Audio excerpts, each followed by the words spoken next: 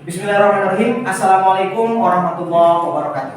Waalaikumsalam warahmatullahi wabarakatuh. Oke, agar lebih bersemangat hari ini teman-teman ya, kita coba kasih teriakan motivasi dulu. Kalau kata saya IAT 2023 semuanya teriak yes, yes, yes. Siap ya? Ya. Nah, IAT 2023. Yes, yes, yes. Sekali lagi biar mantap. IAT 2023. Yes, yes, yes. Baik, berikan tepuk tangan untuk semuanya.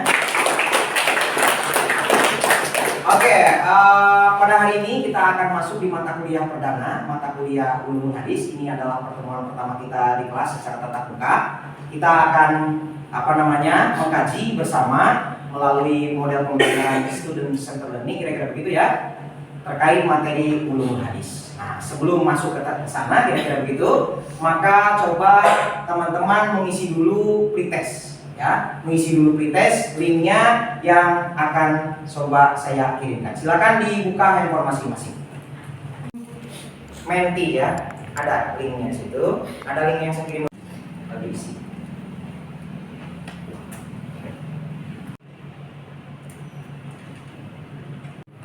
Baik, teman-teman, silakan untuk mencoba mengisi link Mentimeter ya. Teman-teman, silakan isi link Mentimeter yang sudah saya berikan. Kita menggunakan media pembelajaran Mentimeter untuk mencoba brainstorming terlebih dahulu tentang apa yang teman-teman tahu terkait dengan mata kuliah Ulumul Hadis. Ya, silakan. Saya kasih waktu 5 menit. Sekarang kita akan coba lihat hasil dari yang teman-teman sudah tuliskan. Pertama, pertanyaannya adalah apa yang kamu tahu tentang Ulumul Hadis ya? Di situ ada ya, ada yang menulis perkataan Nabi. Nah, ada yang menulis perkataan Nabi, ada yang menulis ilmu yang mempelajari tentang hadis-hadis Rasul. Oh, macam-macam. Itu adalah pendapat teman-teman ya, pendapat teman-teman semua dari satu kelas ini ada di sini. Kira-kira begitu kan? Ada di sini. Coba siapa yang ingin mencoba untuk membacakan tadi apa yang ditulis terkait dengan apa yang kamu ketahui tentang Ulumul Hadis? Silakan angkat tangan. Oke, saya bawa mic-nya ya. Ayo, silakan. Tolong di-shoot ya. Oke, boleh. Sembari dipegang, terus bacakan apa yang kamu tahu tentang Ulumul Hadis. Silakan. Bismillahirrahmanirrahim. Ulumul Hadis ialah ilmu-ilmu yang berkaitan atau yang mempelajari tentang berbagai macam ilmu di dalam hadis gitu, baik itu dari pengertian, kemudian sejarahnya, terus jenis-jenisnya atau bahkan sampai periwayatannya dan lain sebagainya. Oke, baik sekali, berikan tepuk tangan ya. Selanjutnya, langsung Mbak, ini langsung minta jatah. Silakan. Assalamualaikum warahmatullahi wabarakatuh. Waalaikumsalam warahmatullahi wabarakatuh. Ulumul Hadis adalah ilmu yang mempelajari tentang segala perkataan Nabi Muhammad, perilakunya dan segala pendiriannya beserta derajat-derajat hadisnya, yaitu sahih, hasan, ahad ataupun dhaif, beserta substansinya yaitu matan, sanad dan perawinya. Baik, berikan tepuk tangan yang meriah kembali. Oke, untuk teman-teman yang lain kita masih banyak pertanyaan, tenang saja ya. Sampaikan bahwa Ulumul Hadis itu adalah salah satu cabang ilmu di dalam studi Islam yang mengkaji terkait dengan perkataan, perbuatan, ataupun terkait dengan takdir Kanjeng Nabi. Nah, kenapa kita mempelajari ini? Karena hari ini kita akan mempelajari mata kuliah Ulumul Hadis dengan sub JPMK. Sub JPMK itu adalah bahan kajian, salah satunya bahan kajian yang nanti kita pelajari ya. Sub JPMK yaitu terkait dengan deskripsi pengertian dari ragam pengertian Ulumul Hadis beserta bagian-bagiannya. Itu sub JPMK yang akan kita pelajari hari ini ya, dengan model pembelajaran student center learning, dengan nanti model pengelolaan kelasnya ataupun metode pembelajarannya nanti dengan model SGD atau small group discussion. Bisa dipahami teman-teman ya? Baik, sepertinya sudah mulai harus kita kuatkan lagi konsentrasinya. IAT 2023? Yes, yes, yes. Oke, terima kasih teman-teman ya. Karena ini mata kuliah pertama, teman-teman bisa simak di layar. Di situ sudah saya tampilkan RPS-nya. Rencana pembelajaran semester. Apa yang akan kita pelajari di pertemuan pertama ini? Sub JPMK, mahasiswa mampu menjelaskan dan menunjukkan konsep dasar dan deskripsi Ulumul Hadis. Ya, kita akan mempelajari tentang ini. Ya, sudah terlihat juga di situ modelnya. Model perkuliahan hari ini adalah dengan kuliah tatap muka ya, nanti kita punya small group discussion ya. Dan karena kita nanti akan membuat small group discussion, pola duduk yang sekarang mungkin letter U nanti akan kita rubah dengan pola SKD. Nah, bisa disimak di situ. Nah, setelah kita menyimak ini, mari kita masuk ke materi pembelajaran. Saya akan menampilkan video, teman-teman bisa simak di situ ya. Video yang akan saya tampilkan. Mana tadi? Bum, ya. Halo, Assalamualaikum, salam kenal. Saya Imam Safar Ramdhani, dosen pengampu mata kuliah Ulumul Hadis. Di materi kali ini kita akan mempelajari subjek PMK mahasiswa mampu menjelaskan dan menunjukkan konsep dasar dan deskripsi Ulumul Hadis dengan indikator ketepatan menjelaskan tentang konsep dasar, pengertian secara bahasa, istilah dan praktis dari konsepsi Ulumul Hadis. Apa itu ulumul hadis? Ulumul hadis terdiri dari dua kata. Kata pertama adalah ulum, artinya ilmu-ilmu, dan hadis berarti ulumul hadis adalah ilmu-ilmu yang mengkaji tentang hadis. Ulumul hadis sendiri terbagi dua, yaitu ilmu hadis riwayat dan ilmu hadis riwayat. Definisinya, ilmu hadis riwayat yaitu ilmu yang membahas ucapan, perbuatan, periwayatan. Teman-teman ya, itu tadi video pembelajaran yang sudah teman-teman simak. Mari kita diskusikan dari video itu terkait dengan materi hari ini, yaitu deskripsi, pengertian, konsepsi ulumul hadis. Tadi sudah kita simak materi-materi yang harus kita diskusikan hari ini, baik itu pengertian dari hadis, baik pengertian dari ulumul hadis, pengertian dari sunnah, dan juga tadi problem-problem dari pengertian-pengertian itu. Nah, untuk mendiskusikan ini, mari kita membuat bentuk small group discussion. Nah, untuk membuat itu, mari kita gunakan games terlebih dahulu. Kalau saya bilang 3, teman-teman kemudian berkumpul 3 orang. Kalau saya bilang 4, teman-teman berkumpul 4 orang, dan seterusnya. Bisa dipahami ya? Siap. Masih kurang semangat? Oke, IAT 2023. Yes. Teman-teman silakan berdiri terlebih dahulu. Ya, handphonenya disambung dulu ya. Oke, biar kita bergerak karena kita mata kuliah setelah dulu memang agak mengantuk, maka kita gunakan. Oke, kalau kata saya sebelum kita ke games pembagian itu ya, kalau kata saya tangan ke atas semuanya tangannya ke atas semua. Kalau kata saya ke depan semuanya tangannya ke depan semua. Bisa ya? Oke. Tangan ke atas, tangan ke depan, tangan ke bawah. Tangan ke atas, tangan ke depan, tangan ke bawah. Oke, sekarang pegang kening. Ya. Oh, ada yang masih bingung ya? Tapi akhirnya semuanya sudah bisa konsentrasi setelah yang kemarin ya. Baik, turun dan berikan tepuk tangan semuanya. Baik, sekarang kita akan membentuk kelompok. Teman-teman boleh bercampur laki-laki dan perempuan, tapi tentu saja tidak ada gerakan-gerakan merangkul dan lain sebagainya ya. Kalau selawan jenis karena nanti akan problem. Tapi kalau ke laki mungkin boleh, laki-laki, perempuan silakan. Baik, kalau saya sebut angka 4 berarti 4 orang. Kalau saya sebut 5 berarti 5 orang. Siap. Konsentrasi ya. 6. Oke. Yang nggak ajak keluar. Ya, oke. Ini kurang nggak?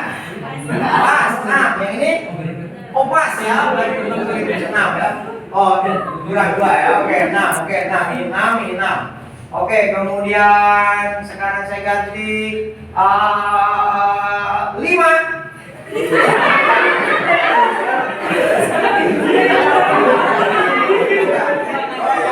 Kurang ya.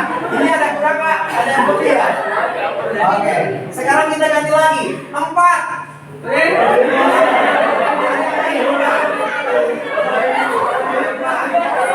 Pas 4 lagi berapa? Oke, ini 2. Oke, yang 2, yang ini masuk ke sini, yang ini masuk ke sini. Oke ya? Oke, silakan ambil kursi. Kemudian buat bentuk melingkar ya, jadi berhadapan gitu ya, dua. Di sini, kelompok ini di sini, kelompok itu di situ, kelompok ini di sini, ini di sini, dan ini, gitu ya. Silakan. Bentuk dulu ya.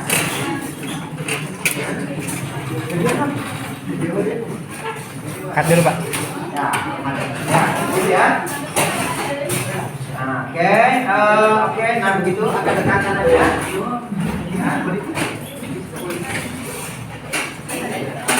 Oke, pause dulu.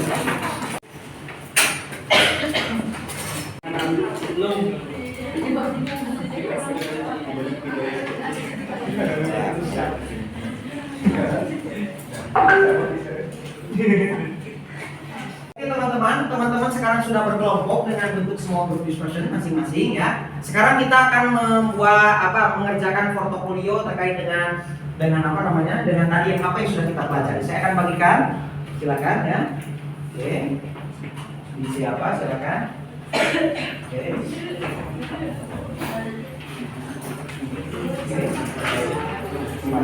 Oke. Tugasnya adalah teman-teman mendiskusikan apa yang tadi sudah ada di video pembelajaran itu. Ya, masih ingat tadi ya? Masih ingat setidak-tidaknya ada beberapa yang ingat.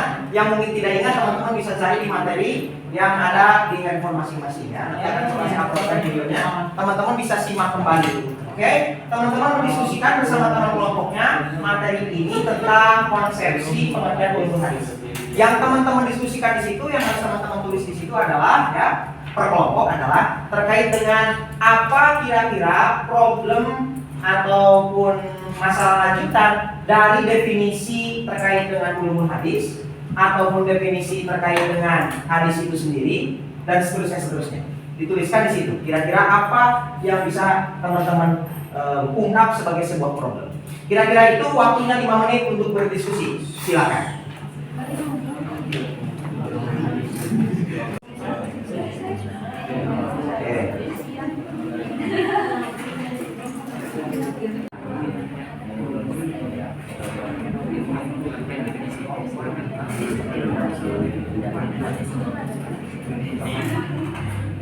Oke teman-teman, waktunya sudah habis untuk berdiskusi bersama kawan-kawannya, sharing dalam small group discussion, saling bertukar ide dan bertukar pikiran tentang kajian kita hari ini.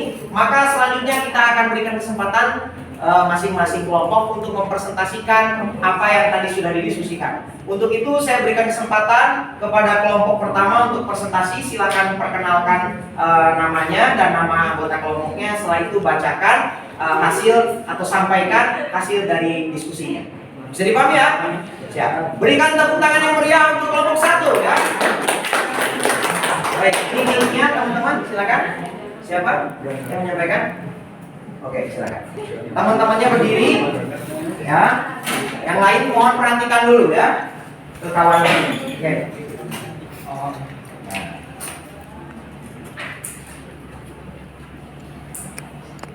Silakan. Assalamualaikum warahmatullahi wabarakatuh. Jawab. Waalaikumsalam warahmatullahi wabarakatuh. Selamat siang semuanya. Kami dari kelompok 1 akan menjelaskan problem-problem yang tadi di video yang sudah ditayangkan tadi, yaitu mengenai ulumul hadis. Sebelumnya saya akan memperkenalkan semua anggota-anggota saya. Yang pertama saya atas nama Krisno Aprianto, dan yang kedua dan yang ketiga dan yang keempat dan yang kelima. Oke, begitulah kelompok kami. Sebelumnya pengertian dulu ulumul hadis. Ulumul hadis itu tadi terbagi menjadi 2 kata, yaitu ada ulum dan juga ada hadis. Nah, ulum itu yaitu jamak taksir dari ilmun, yaitu artinya ilmu-ilmu. Nah, sedangkan hadis yaitu perkataan yang disandarkan kepada baginda Nabi Muhammad SAW dari perkataan, perbuatan, ketetapan, sifat, akhlak, rupa, dan juga takrir baginda Nabi. Nah, selanjutnya apa yang dimaksud dengan takrir tadi di dalam video tersebut belum ada takrir. Apa sih yang dimaksud dengan takrir tersebut? Akan dijelaskan oleh sahabat. Jadi pembahasan takrir di sini yaitu perbuatan para sahabat Nabi,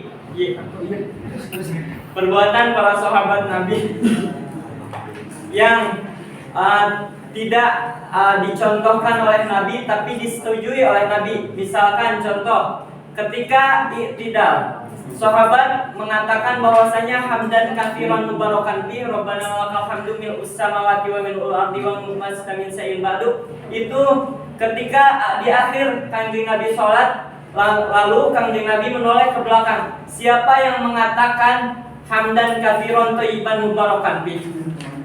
Sahabat itu tidak mengaku, takut dikatakan salah. Tapi pada saat baginda Nabi Muhammad SAW bahwasanya turun turun malaikat 11 malaikat yang ingin mencatat perkataan itu, lalu sahabat mengatakan ceki paribasana disetujui. Terus ada takriri juga, yaitu sholat qobla maghrib. Qobla maghrib itu dalam kitab-kitab itu tidak ada, cuman takriri. Sahabat yang sangat efisien, yang sangat istiqomah dalam sholatnya, tidak ingin ketinggalan sholatnya, sholat sunnah rawatibnya. Jadi sahabat itu terus ketika sholat pada qobla maghrib tidak ada juga, tapi ketika itu sahabat itu sholat, lalu berkata kepada Nabi, sholat itu sholatmu disetujui oleh Allah. Cek Indonesia. Oke.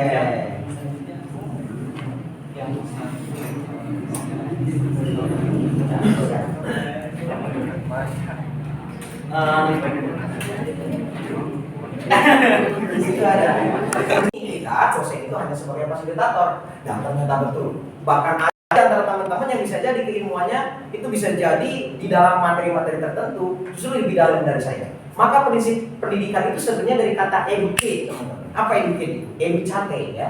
Educate. Kan kalau bahasa Inggris itu here ada some, alsa. Educate. Educate itu artinya mengeluarkan. Ini coba saya ambil ini kopiah ya. Kopiah itu wadah. Ini kepala kita sama. Educate itu kita mengeluarkan apa yang ada di dalam. Selama ini saat kita pembelajaran, kita tuh mengisi kepala orang. Padahal kepala teman-teman sudah penuh. Saking penuhnya bingung kan? Pernah kan rasa bingung? Padahal isinya sudah ada semua. Dan itu terbukti tadi dari ujung sana sampai ujung sini.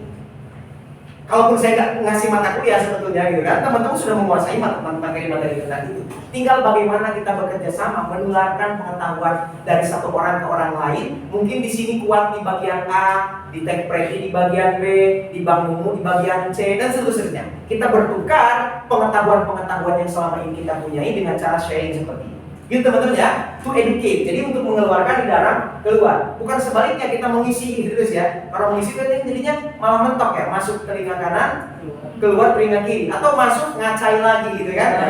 Kalau ngacai lagi kan problem. Saya kira saya sangat senang bersama teman-teman mendiskusikan hal tadi, problem terkait dengan ulumul hadis. Nah, ingin saya tambahkan ya, apa yang teman-teman sampaikan terkait definisi ulumul hadis, terkait definisi hadis, terkait definisi sunnah, itu sudah oke. Yang saya ingin diskusikan sebagai pancingan berpikir kritis atau critical thinkingnya adalah, kalau begitu, apa perbedaan antara hadis dengan sunnah? Tadi pengertian dari hadis itu ma'udifah kan? Nabi, qaulan, au fi'lan, au takriran, dan seterusnya. Lalu pengertian dari sunnah apa tadi? Sama kan? Segala sesuatu yang dipraktekkan oleh Nabi. Berarti kan ma'udifah ila Nabi kembali kan? Lalu apa perbedaannya? Kira-kira begitu. Baik, saya kasih kata clue-nya, kata kuncinya. Perbedaannya itu Bang Hasbi ya.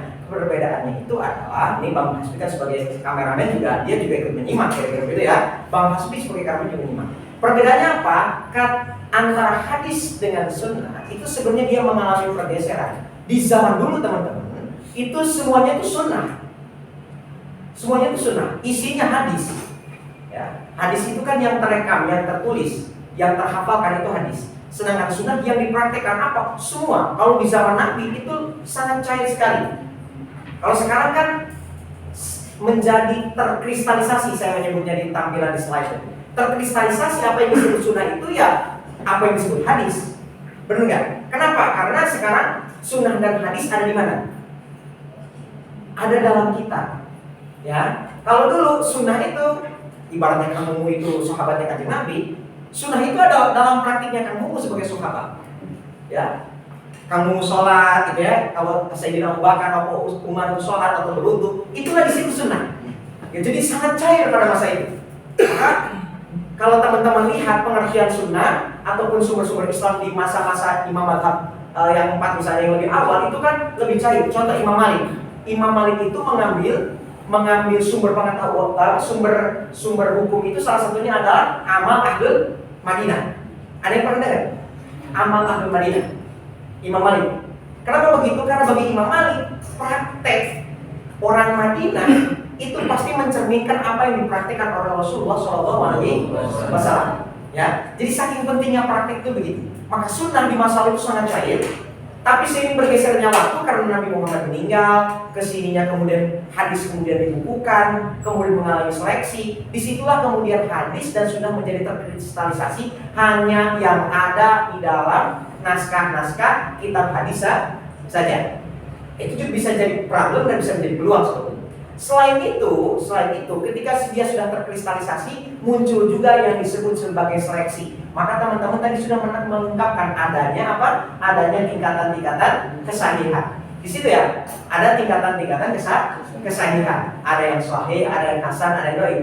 Hadis semakin dikristalkan lagi yang disebut. Berarti kalau begitu yang disebut hadis yang mungkin bisa kita pakai hanyalah hadis yang tingkatannya, kualitasnya baik saja. Itulah yang dimaksud sebagai kristalisasi. Nah, itu yang akan menjadi kajian lanjutan kita di materi selanjutnya. Baik. Untuk menambah semangat kita kasih tepuk lagi, tapi tepuknya bukan tepuk yang tadi. Kalau kata saya IAT 2023 semuanya bilang power semangat gitu ya. Power semangat. Bisa ya? Siap ya? IAT 2023. Power semangat. Ya, maksudnya untuk mendukung semangat kita semua, kita saling mendorong, semuanya bisa menyerap materi, semuanya bisa berkembang dan bisa mendapatkan skill-skill di bidang ilmu al tafsir. Sekali lagi ya, IAT 2023 power semangat. Dorongnya begini ya. Gini ya, buat tangan ya. Harus ada gerakannya ya. Karena di antara kelas kita ini ada yang kemampuan belajar kemarin visual, ada yang auditori, ada yang gerakan. Dikasih gerakan dia paham ya? Semua paham. Coba ya. Oke, kita coba ya. Oke, kita coba. IAT 2023. Power semangat. Berikan tepuk tangan untuk semuanya. Silakan kembalikan kursi ke pengaturan letter U yang tadi. Silakan ya, kembali ke yang tadi. Kursi masing-masing ya dalam bentuk letter U kembali karena kita akan mencari kesimpulan dari materi ini. Kira-kira begitu. Nah, sebelum kita masuk kesimpulan dari materi tersebut tadi kita mengenal ada banyak ragam memang ya definisi. Kemudian antara para ulama sebuah definisi itu bisa diperdebatkan, bisa berbeda. Itu bagian dari keragaman. Apalagi santri tanya ke Kang Mumu ya, atau siapa lagi nih ke Zibran ya. Di dalam ilmu nahwu, di dalam ilmu sorof itu orang bisa berbeda. Ya, ada yang dinasab, ada yang dirofakkan, ada yang dinasabkan, ada yang dijarkan ya. Selama dia memiliki dalil, selama ada aturan atau ada patokan hujah yang mendukung itu, maka bisa berbeda. Maka kalau santri isunya lebih moderasi ya, salah satunya itu ya. Maka begitu juga dalam terkait ulumul hadis kita belajar keragaman itu. Nah, keragaman ini bisa kita bawa ke konteks kita sehari-hari ya. Termasuk ruangan ini adalah ruangan menjadi miniatur Indonesia. Ada orang Sundanya, ada orang Jawanya kemarin, ada orang Riaunya, ada orang Malukunya ya. Maka kita dalam berpendapat ini hikmah ya. Jadi ini ibarat dari ulumul hadis, kita boleh berbeda pendapat, kita tidak bisa memaksakan pendapat kita kepada orang lain selama ada hujah. Tentu. Nah, disitulah kita akan menguji hujah itu karena dalam ulumul hadis tadi ada seleksi, ada kritisisme. Ada seleksi, informasi itu akan kita seleksi. Nah, saya kira itu poin moderasinya. Kemudian poin selanjutnya adalah bahwa dengan kita belajar hadis, sebenarnya itu juga berkaitan dengan sains. Hadis itu sebenarnya mencerminkan proses informasi di masa lalu, teman-teman. Ya, mencerminkan proses informasi di masa lalu. Seperti sekarang ada informasi yang direkam di video. Andaikan di zaman Nabi sudah ada video, selesai sudah. Kita tinggal cek subscribe channelnya Nabi Muhammad SAW. Tapi permasalahannya di masa lalu belum ada teknologi. Jadi kita bisa mengintegrasikan. Maka di saat ini ya salah satu langkah kita sebagai mahasiswa IAT ke depan, kita akan memproduksi aplikasi-aplikasi tafsir, aplikasi-aplikasi hadis untuk mempermudah umat ke depan dalam bagaimana caranya mengkaji hadis, caranya mengkaji tafsir menjadi mudah dengan adanya teknologi. Kira-kira bisa dipahami teman-teman ya? Baik, berikan tepuk tangan yang mulia sekali lagi. Oke. Selanjutnya kita berikan kesempatan sesi tanya jawab ya. Sesi tanya jawab mungkin 1, 2 pertanyaan atau 3 pertanyaan dari teman-teman terkait dengan materi ini. Nanti kita akan jawab bersama, kita diskusikan bersama. Nah, ini sudah ada 4 poinnya insya Allah ya. Siapa yang ingin coba memberikan pertanyaan? Oke, Bang Krisno dulu, silakan. Boleh tentang topik ini atau di luar topik ini. Oke. Pertanyaan saya tadi, Baik, nah selanjutnya sebagai kesimpulan dari mata kuliah ini teman-teman tadi harus kita sampaikan. Pada akhirnya kita bisa mengambil kesimpulan bahwa konsepsi ulumul hadis itu di kalangan para ulama memiliki kekayaan pendapatnya. Setiap ulama memiliki dalil, memiliki pendapat terkait dengan apa yang dimaksud dengan ulumul hadis, apa yang dimaksud sebagai hadis, apa yang dimaksud sebagai sunnah, bahkan sampai turunan-turunannya. Teman-teman sudah dengan sedemikian baik berbagi tadi ya, educate, mengeluarkan pikiran masing-masing ya, berbagi dengan teman-teman yang lain terkait dengan materi ini. Saya kira itu. Terima kasih teman-teman telah mengikuti perkuliahan hari ini.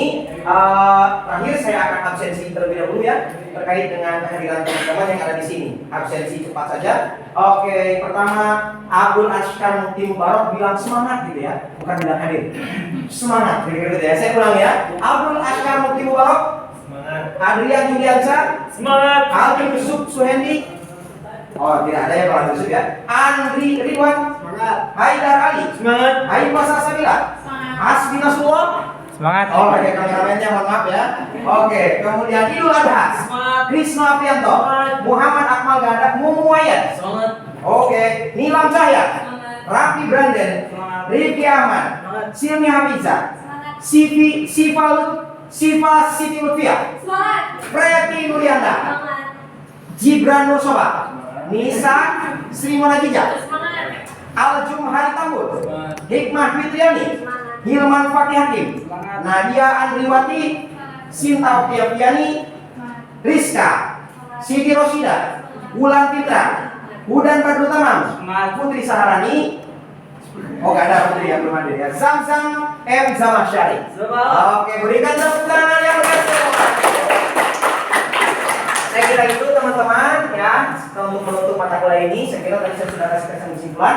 Jangan lupa ya, untuk nanti kita tugasnya dari pertemuan hari ini teman-teman akan melakukan review artikel. Nanti saya akan upload di grup. Teman-teman di rumah sembari nyantai ya, silakan melakukan review. Cara reviewnya nanti akan saya beritahukan di media daring. Kira-kira begitu teman-teman. Untuk menutup mata kuliah ini, marilah kita membaca hamdalah bersama-sama. Alhamdulillahirobbilalamin. Mohon maaf atas segala kekurangan, kelemahan dari teori ataupun dari kemampuan saya membersamai teman-teman sebagai fasilitator pembelajaran hari ini. Teriring doa teman-teman selalu bisa mengembangkan kompetensi masing-masing. Sehat lahir, sehat batin, sehat ekonomi, sehat jodoh. Mari kita tutup dengan pantun ya. Buah pepaya, buah semangka. Buah salak enak rasanya. Terima kasih perhatian semuanya. Cakep. Cukup sekian dan mari kita pulang bersama. Wassalamualaikum warahmatullahi wabarakatuh.